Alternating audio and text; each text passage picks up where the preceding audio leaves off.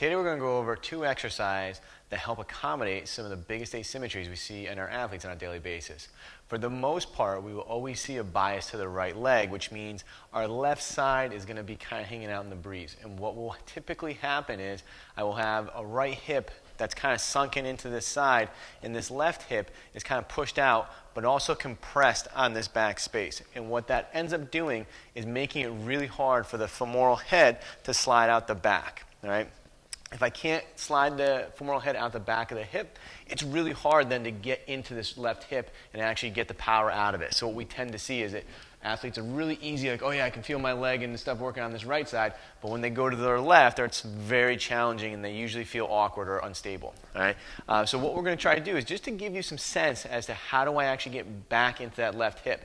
Sometimes you may need something different with more of a on-the-floor orientation or some soft tissue work, but give these 2 a try and see what you figure out. All right? The first thing we need is usually something that you can put your heel on. So I have a 5-pound plate here that I can put my heel on, which will give me a little bit more plantar flexion and actually make it easier to inhale into that hip.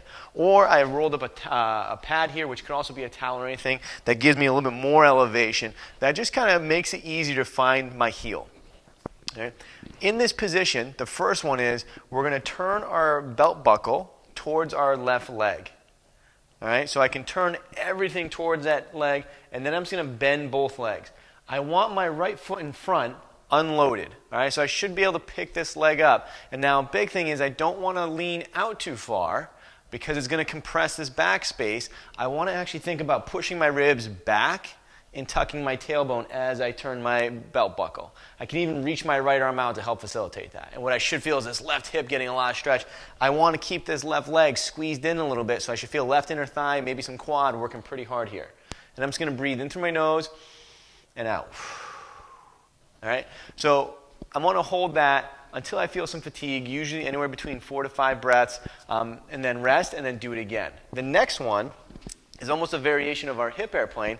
Again, we can use something to put our heel up, and we're going to reach back in this kind of almost half hybrid SSLDL position, deadlift position. And again, I'm going to turn my right hip down towards my left knee, and I'm going to push my hip back. All right? So what I'm really trying to do is slide this pelvis around the hip joint and then push it back so I can create space in the backside. All right, we should feel a lot of stretching on the left hip, and we should also feel some inner thigh and quad working on that left leg too. Give those ones a try and let us know what you think.